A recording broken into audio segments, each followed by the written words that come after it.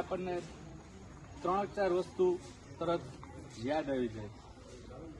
એક ગિરનાર યાદ આવે, એક દામોકુંડ યાદ આવે, એક નરસૈયો યાદ આવે, અને ચોથી એક વ્યક્તિ હું તો જુનાગઢ આવું ત્યારે મને યાદ આવે, કવિ મનોજ ખંડેરિયા. બહુ જબરજસ્ત એને એક પંક્તિ લખેલી છે કે તળેટીએ જતા હજુ પણ યાદ આવ્યા કરે, હજુ પણ ક્યાંક કરતાલ વાગ્યા કરે. તો ખૂબ જ સરસ મનોજ ખંડેરિયાએ જુનાગઢની આ ભૂમિ ઉપર સરસ મજાની એક કવિતા લખેલી. તો આવી જ જુનાગઢની પાવન ભૂમિ છે. મિત્રો, આ કેમ્પનું નામ થોડુંક વિશિષ્ટ છે, ગિરનાર કલા યાત્રિક કાર્યશાળા. તો અહીંયા યાત્રા શબ્દ છે ને મહત્વનો છે. તો યાત્રા આપણે કોને કહીએ કે તમે તીર્થસ્થાનમાં જાઓ ને એને યાત્રા કહીએ.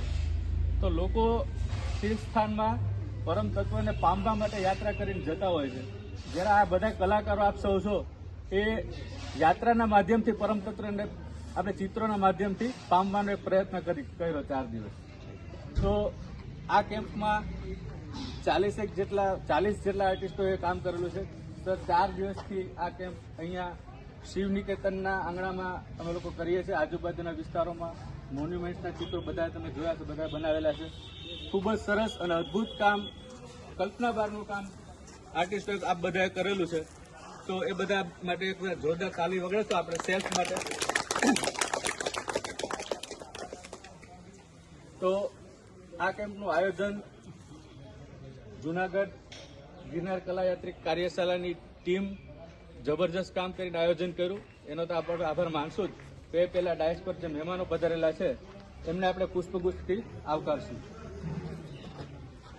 હું રજનીભાઈને વિનંતી કરીશ કે શ્રી પવનકુમારજીનું પુષ્પગુચ્છથી સ્વાગત કરું.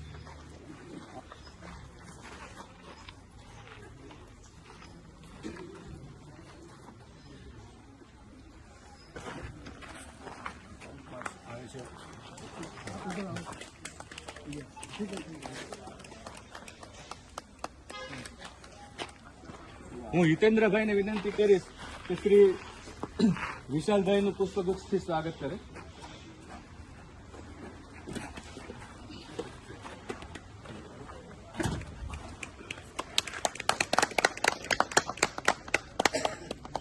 હું અજયભાઈને વિનંતી કરીશ કે શ્રી હીરાલાલભાઈનું સ્વાગત કરે.